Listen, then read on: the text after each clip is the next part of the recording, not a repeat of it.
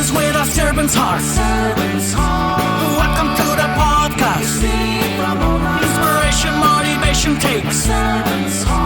Listen to the podcast. We're all about to talk about life. Our guests will share their life story. We want you to success in life and business. We're ready and we will start shortly. We're gonna talk about life. We're going to speak on business. You're gonna shine bright. We are going to witness. Business with a servant's heart. With hosts Steve, Ramona, and Ray. Inspiration, education talks. Listen to the podcast.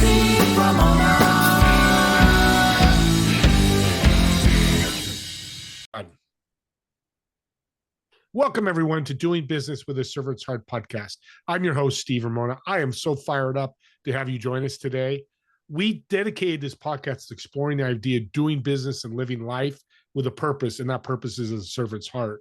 Imagine the difference you're going to make in your life by just serving others every day if you can, or just be consistent with it. We also wanted to bring great guests on like I have today to motivate you, inspire you, and educate you in the world, in your world, to make an impact. Imagine learning something from my great guests today and share it with your world. Not only are you going to be a rock star, but you're going to make a difference in somebody's life. And I want you to think about, while you're listening to my wonderful guest, is how you're going to serve yourself and others today and what impact you create today. And the key word is today. I still talk to people every day and they're like, I haven't done it yet. I got to start today. Listen to this great show and just go out and serve somebody. If you need help, reach out to me and I can help you with that. Absolutely. Now, today's episode is proudly sponsored by our incredible partner, Pantheon Alliance. Would you like to be part of an exclusive community of high-income, successful business owners and entrepreneurs from very diverse industries? Together, they're building a thought leader platform to impact and change the world. Now, impact and change is powerful, but guess what? We're going to talk sales. And you know what? It's just not in business. I was discussing with the guest in the green room before the show is, every day you're selling, and it could be your wife, your kids, your friends, your cousin. We're always selling. You're selling at the restaurant you're eating at. Learn to do that better. I even say if you get better at 40, 50%, it's a life changer for your world. So I want to welcome my incredible guest, Kelly. Welcome to the show. Hey, thanks, Steve. Really appreciate it. I am so glad and honored to be here. And me too, because you talked about it. And I want to jump into this. You just told me of the show you bought a very expensive sales platform. Well, you're obviously an expert. You've helped many, many people. Why does somebody like you do that? I think when Michael Jordan or Kobe Bryant or Steph Curry became probably one of the best probably basketball players in the world, they didn't stop practicing. They didn't stop fine-tuning. They didn't stop working on their craft. And I heard an expression years ago. It's the things you do when nobody's looking that make you great. When everybody's looking, also the things you do, behind closed doors or when nobody's looking, also is your character of who you really are. And so, the world is an incredible place, and I want to fine-tune my sales skills, because you're right, Steve. I mean, everything we do every day has to do with sales. A lot of people don't really realize that. When I do my training classes, I ask people. I ask them. I say, hey, what's your favorite restaurant here in town? And somebody always blurts out one or two restaurants, and I go, oh, cool. I go, like, if I were to go there tonight for dinner, how long will it take you to get your affiliate check? And they go, huh? I go, well, you're selling the restaurant. What? Why do you send people to that restaurant? Because they're going to get a good experience. They're going to get good food. The wait staff's great. And it's going to look good on you, right? I go, but do you get paid for it? No, because all sales is a transfer of enthusiasm about something to somebody else. That's it. It's a transfer of energy. And everybody thinks sales is something you do to. And this is what I find with entrepreneurs, because I deal with a lot of entrepreneurs. And I'm an entrepreneur. So it's like, for some reason, we think sales is something we do to somebody. There's a lot of entrepreneurs that have great products and great services. They just don't like selling. It's because I think they're looking at it as something they do to somebody versus doing it for somebody, serving. I learned many years ago. I was, and I'll tell my story later, but I studied under the old school sales trainers, and none of them had techniques. You know what they all talked about, Steve, in the beginning of all their books? Sometimes on cassette tapes, was serving first, and that's the one thing I try to get across to everybody anytime I'm doing any sort of training or, I mean, I'm not really a coach, but it's like, look, you've got to have that servant's heart. You've always got to make sure you're doing the right thing for the, and if it's the right thing to do, and you need to close them, you need to close them. I've got a story where I didn't do my job, and a lady went down the road and did something with somebody else and lost $1 million. And I think that's my fault. I knew I had the right answer for what she needed to do, but I didn't do my doggone job. I didn't put on an opening night performance, and I knew it was the right thing for her to do. So I learned over the years, and I think I put in my bio 40 plus years. I realized it's actually 50. Wow. I've been selling for 50 years. Well, in about 9 months, it'll be 50 years. Exactly. So, like 49 years, good Lord, I'm only 50 right now. Yeah. 52, actually. Yeah. Well, that leads to a question. You read my mind, and that's why you're such a great guest. Why are you so passionate about this after 49 years? That's a long time. You could literally go off in the sunset, as we say. I gotta tell you, I love sales. So when I came out of the Marine Corps, and I went to work with my stepfather building homes. And I realized that I enjoy building homes. I love being outside. I just didn't enjoy the 30 inches of rain in Port Angeles, Washington, or Squim back in those days. Or when I was building homes in Eastern Washington, the 20 below zero, trying to break 2x4s apart because they're all frozen. And you miss the mail, and next thing you know, you've got a vibration going up your arm, and I just wanted to die some days. And for some reason, Steve, I cannot tell you the reason. I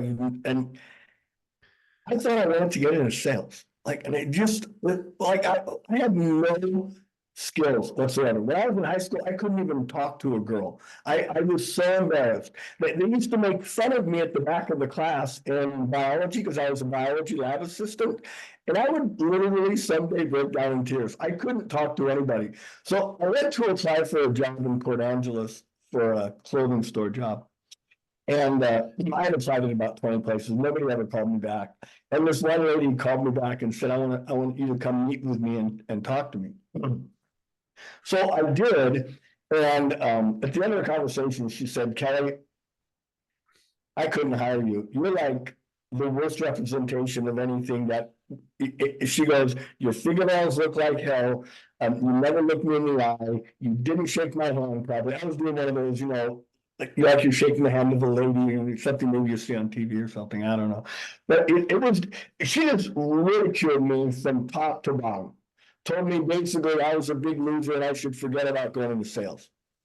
And it felt like she was like pushing me to the end of the gangplank, was going to kick my butt off the end of the gangplank into the ocean. But then she threw me a life preserver. She said, but if you're serious, because I see something in you, I don't know what it is, but if you're serious, and she wrote on a piece of paper, go to this place, which was the Dale Carnegie School of Sales and Public Speaking, which was my biggest. I mean, I'd rather go into combat in the Marine Corps than ever get on the stage, right? Like, there's no way in heck that would ever happen. And I said, okay. She goes, if you do that and you graduate, come back and I'll give you a referral to a friend of mine who will hire you on my recommendation. But you got to go through the course. You got to graduate. I think it was like a 16-week course. It was like a long course. It was like, and I took both courses, the public speaking and the sales. And again, it wasn't techniques or anything else. It was asking questions, getting to know the client. And when I got done with all that, I went back, saw her, which by the way, that changed my life, completely changed my life. And I got into sales. She recommended me to this one store. I went there, it was a shoe salesman. And the guy hired me, and he was a really cool mentor. He taught me how to disarm clients and how to get them laughing and kind of how to be funny. Now, up until that point, I wasn't a funny guy, maybe funny looking, but I sure wasn't funny, right? But I realized that if I could make people laugh, I could make this, or be relaxed, I could make the sales process actually fun, right? And so many people don't. And I think because of that, and because I've seen the results, like I was in financial services for a long time. And, you know, when you have clients that you've had for 20, 25 years and they still stick with you through thick and thin, you know you must be doing something right. And so I just love sales. I love helping people. And I think if you're really a great salesperson, an entrepreneur, you realize that you're really helping people. You got to have that serving heart. Serve first and you shall reap your rewards later. So, I'm 71, going on 72. I absolutely love sales. It keeps me energized. It keeps me excited. And when I talk about sales, as you can tell, I get excited. I could go someplace and talk to somebody about sales and do it for hours and not drop an ounce of energy. So I think when you're that passionate about something, I think it really comes across and you really enjoy life, and your job is at work. Your job is like having fun, meeting people, getting to know stories, getting to know their stories. I just get a kick out of that. 49 years, you've learned something, which is powerful. And that's what keeps you passionate too. And I could tell you, and you know this, because when you make a sale, an audience, think about when you make a sale, how do you feel? You get off that phone, that Zoom or whatever, it's it's a Christmas gift every morning, I call it. It's a great gift. Yeah, in fact, I'm trying something new I've never done before. I'm actually buying some leads for a service that I do. And it's going to be all via the phone and Zoom. And fortunately, in the last decade, we've gotten kind of used to doing stuff over Zoom. And the pandemic, unfortunately, worked out really well for my wife and I. So we travel 6 months of the year. We run a relatively well-oiled real estate business. Last couple of years, we probably averaged 150 homes a year, 125 homes a year. Wow. All that in Europe, in Panama, in Hawaii, in Mexico, Cabo. I mean, we do it from the road because we had to embrace new skills. We had to kind of learn how to function in a non-functional world. And look how many people have actually, if you think about it, there are more millionaires made in a recession than there are when the market's really good.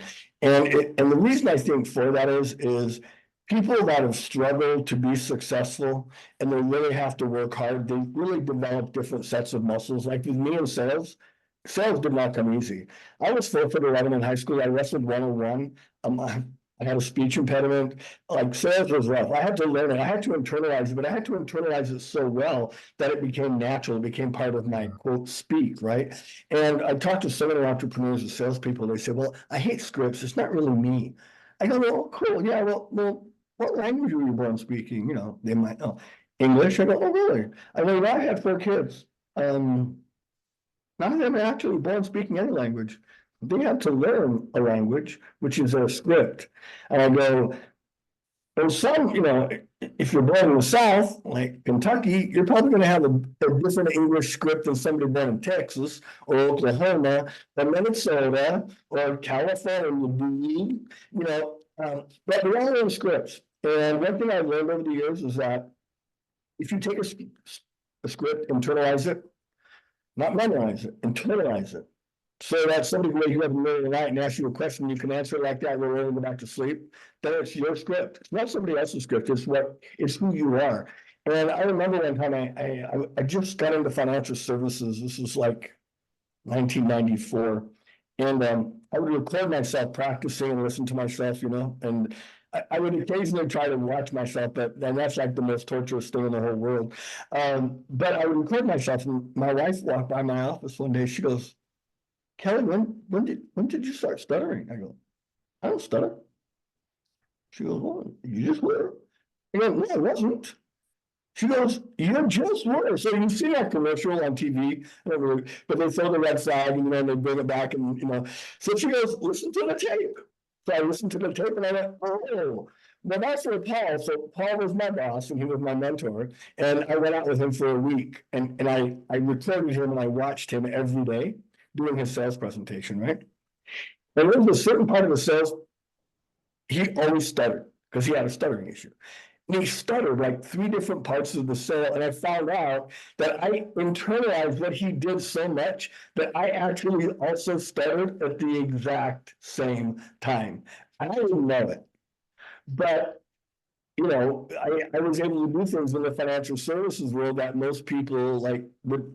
I was like number 2 sales rep for 2 different insurance companies at the same time, which is kind of hard to do.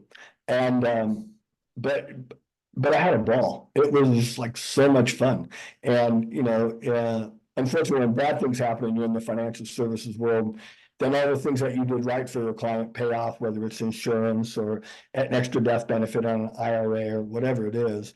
But you see them go through a tough time, and you have everything protected. So if they need hospitalization or long-term care, they don't have to waste all their own assets.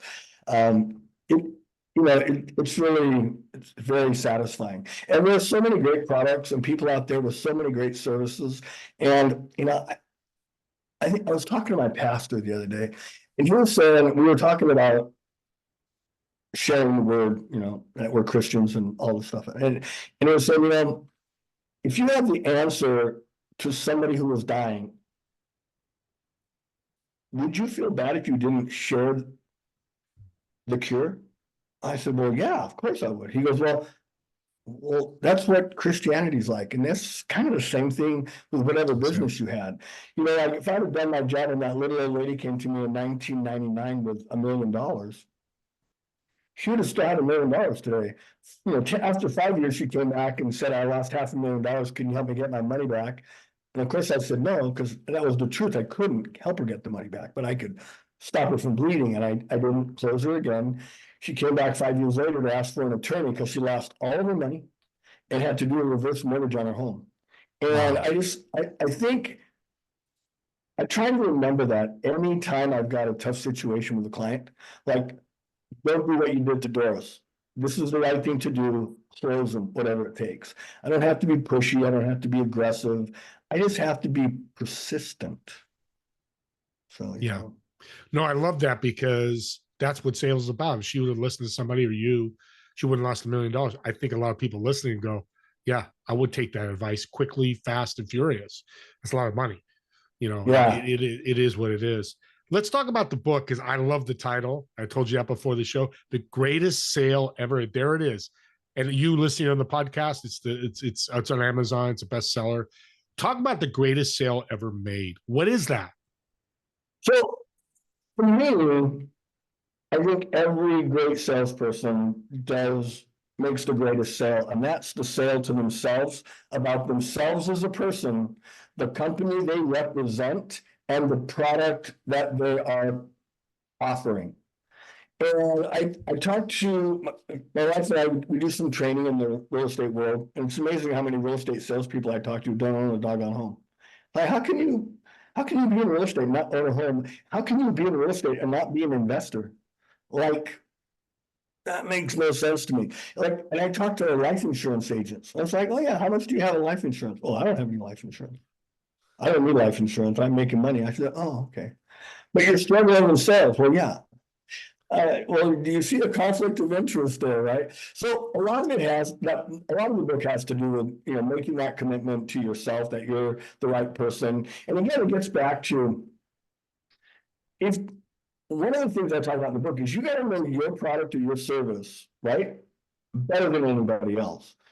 But you also have to know who your competitors are, and you better know their products better than the people that are representing those products you're competing against, or their services, right? So I learned many years ago, almost 50 years ago, you'll never ever badmouth your competition. Always build them up. And then be able to explain their product as good or better than they do, so that the person you're talking to in simple terms can understand it. And then just say, and here's a couple things where you might find our product or service maybe a little bit better, maybe not. It may not be something that you're into, but let me share what those 3 or 4 things are that most people say they find really important to them. And then I would go to my presentation mode, right? So in the book, I talk about kind of three kind of acts, we'll call it acts. I talk about Well, Steve, I'll let you finish your sentence. And the audience can do this while we're kind of, you can lead a horse to water, but you can't.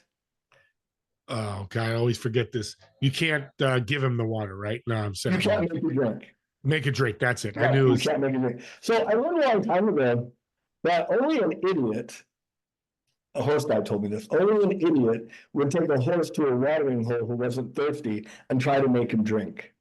And that's what a lot of salespeople try to do. What you want to do is get on the back of that horse and ride it around the track until it's frothing at the mouth. When you see that little bit of spittle, that little bit of foam on the side of the mouth, that sucker's thirsty. You take them close to that watering hole, you won't be able to hold the horse back. You're not big enough or strong enough, right? That's what we need to do with our clients. We need to get them frothing at the mouth. We need to get them excited about our product. Like, I used to love it when people would say, "Gosh, Kelly, those sound great. Can I get those from you?" And I go, "What? Yeah, if you want to, I can do that for you." Right? But we're so excited. We're going to buy it from somebody. You just got to make it fun and easy. Well, I talk about that in the book a lot. The other thing I talk about is, there's an article in New York Magazine, and this is back in like early 70s, maybe late 60s. And they were interviewing an actor named Zero Mostel who died a few years ago. But Zero was the lead in the play Fiddler on the Roof. And at that time, Fiddler on the Roof was the longest running play in Broadway history. Since then, it's been beaten many times by many plays like Cats and whatever. But the New York Magazine, or New Yorker Magazine, I should say, editor who was interviewing him said, "Zero, what's the secret to like this play being so successful? I mean, there's a line out the door every night. It's 3 to 6 months to get a ticket." And he goes, "Well, if you've ever been involved in a stage play and you've been around on opening night, there's an extra kind of level of energy. We know that it's probably going to make or break our run. Number one. Number two, we know most of the critics are going to be in the house, all the financiers who help finance the play are in the house, and every bigwig in New York is in the house. And everybody wants to put their best foot forward." He goes, "Well, we realized that we needed to do an opening night performance, at every performance, whether it was a Saturday matinee, Sunday matinee, or the Saturday night late performance. There have been people that have come back to see the play 3, 4 times. They can't see an inferior play. They have to see something as good or better. And there are people that have waited, they've come from all over the world, they've waited in some cases a year or more to come see the play, and we've got to give it our best shot." And as salespeople, entrepreneurs and sales managers, do we really do that every day, every time we talk to a client? Do we get up and shout to the world, "We're giving this our best shot," and we give it everything we have? Or do we just kind of walk through life kind of mid? Yeah, I did a good job. It was okay. I could have done better, but I could have done this, but it's showtime, baby. When you're with a client, you may never get a chance to see them again. So you got to put on that opening night performance. So I talk a lot in the book about that, how to get your clients excited. I talk a little bit about personality styles and how to read different people. I did really well in not only financial services, but in the car business. And I've done training, and I've been in 7 different industries. I've always done really well with kind of engineers, right? Because I knew that they're slower paced people, so I had to bring my pace down. Because I'm fast, you probably noticed that. And I'm very people oriented, and engineers are not. They're fact based. So I had to learn selling techniques to be able to share information with them. Like, I would say, well, I'm sure that when you go do your research, a couple of things you might want to do is look up this article, and I would know exactly what article. I might even have a copy of it at my desk, highlighted, and this is what so-and-so had to say about our product or service. This is what such and such had to say. This is what the Wall Street Journal said about annuities, let's say, or, index universal life, or whatever that product was I knew was the right fit for them. I would have to then give them the resources to go do their homework. Would any other sales rep ever do that? No. What do they almost always come back to buy? For me, why? Because I slowed down to their pace, and I was task oriented. I didn't try to get all feely, fuzzy, friendly, because that would just turn them off. And I couldn't use large, ambiguous words like, "It's the best, it's the greatest, it's the newest." They don't care about that. You know, they want to know, is it functional? Is it understandable? Is it predictable? So those are the things I would talk about. If I was dealing with a people-oriented person, but kind of slow, I would talk about, you know, after the sale, we're going to do this. You're going to talk past the sale. You're going to talk about how you're going to take care of them, or the warranties that are available, and that you're part of the family, and I'm going to be here to take care of you. And if something happens to you, or something happens to me, I've got a network behind me to help take care of you and your family or your heirs. So it's just learning how to kind of communicate with people, because really that's all sales really is, right? Yeah. It's just a communication issue. And I learned to use body language, tonality, which I think is really important. You know, I can ask a question, and people say, what's the secret in sales? And I say, well, the secret in sales is why.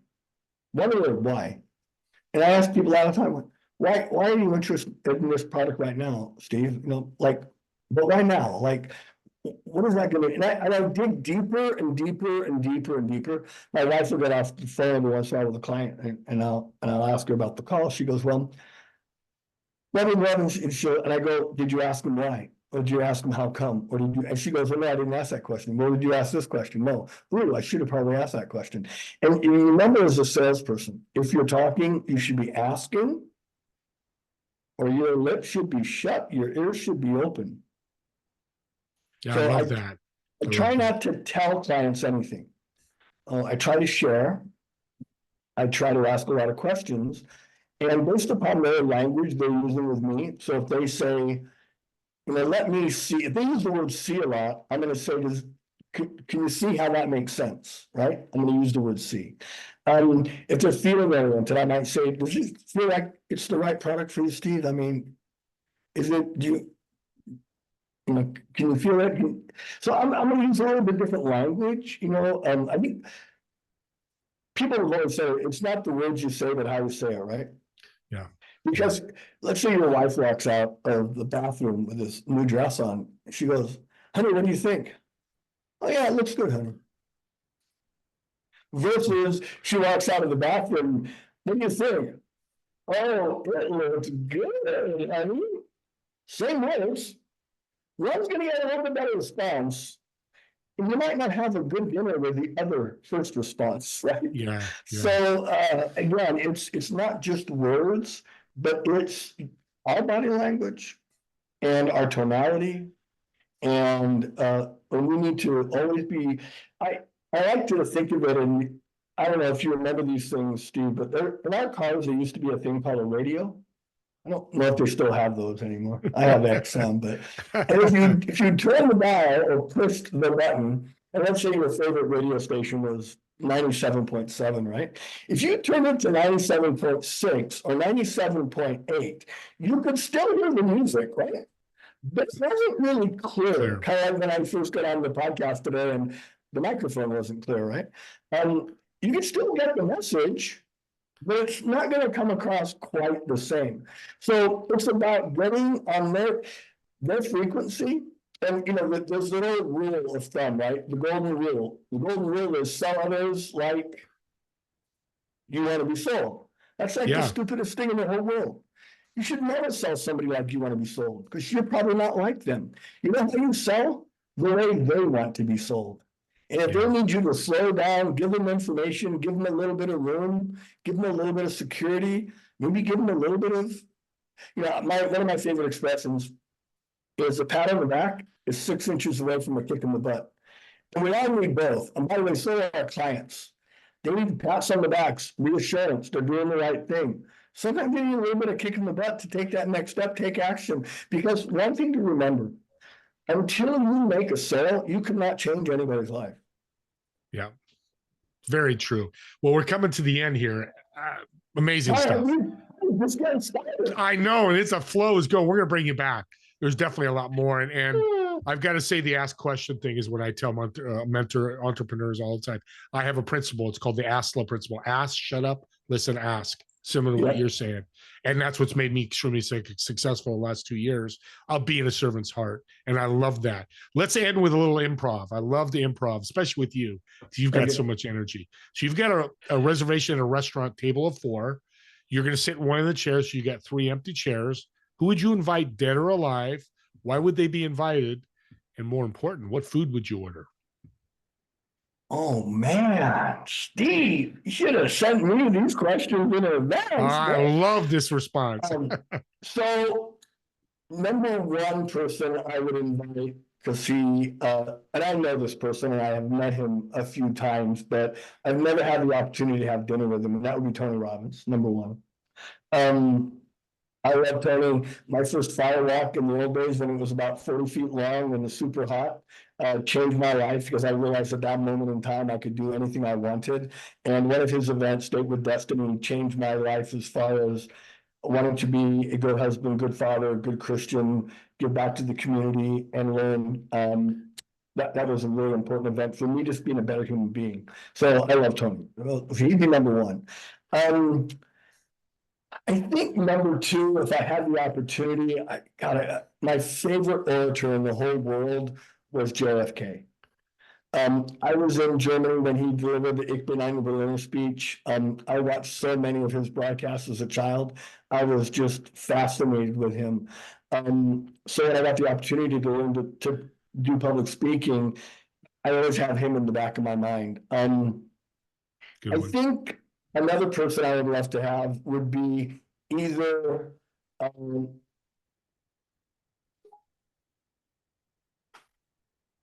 somebody like either T.D. Jakes or Miles Monroe, the pastor who died in an airplane crash. Number one, I love their speaking ability, and I love how passionate they are about Christ. And Tony's very religious himself in his own way, and those guys are.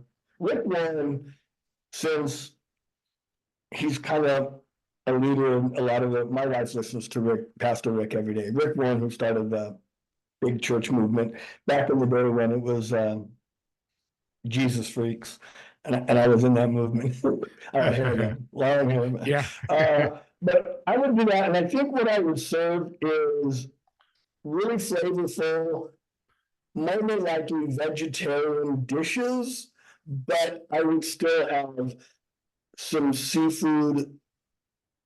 But these would all be cooked and spiced from all over the world. We have a home in Spain. We travel there quite a bit, and I love Spanish food. Food in Europe is just so much healthier than here in the States. So that's what I would bring food-wise, and those would be the three people: Rick Warren, JFK, and Tony Robbins. Great table. Awesome table. Thanks for sharing. How can people get a hold of you, support you, learn more about you? You know, you got to download. Number one, I want to give my book away to all your podcasters that are watching for free. So just go on the link, put your email and your name in there. You can go to kelly@kingdomsalesacademy.com. We do have a website. We don't really do a lot on that side. I'm not in the business of doing a huge amount of training. I'm still active in sales, and I do a lot of speeches, so I get hired to do a keynote, whatever. But reach out to me via email. Kelly Shaw 1953 at Yahoo is my personal email. Reach out. If you want to talk, book a time. I'll spend 15-20 minutes, probably help you out wherever direction you're going. By the end of the year, we'll have a new book out. It's still going to be called The Greatest Seller Ever Made, but 2.0. It's going to have a lot more meat in it than this book. But I think this is a good book to really get people to reframe their head and their understand the basics of sales. And I've gotten a lot of really good compliments on it from people that are very successful in sales. High 7-level sales, like well over $1 million a year in income, that said they got a lot of value out of it. So I know it's got a lot of worth for somebody who's either new or struggling with sales, or maybe they don't like sales and they want to take their game to another level. I think this book will help them. So just get the book, download the book, read it. Most importantly, give it a good review if you liked it. Yeah. And I'm going to get it, audience. So follow my lead. I'm going to jump on. Hey, it's a free book. If we can teach you, it's great. Thank you again, Kelly. This has been incredible. We want to thank everybody for watching or listening. Don't forget, subscribe to the YouTube so you have access to Kelly at any time. And when great shows pop up, what a great way to share with others, especially this show. If you're talking to somebody that needs help with sales, this is a great show to share with them. And as always, me and Kelly want to thank you so much for watching or listening to this podcast. We'll see you on the next episode of Doing Business with a Servant's Heart. Have a great day, everyone.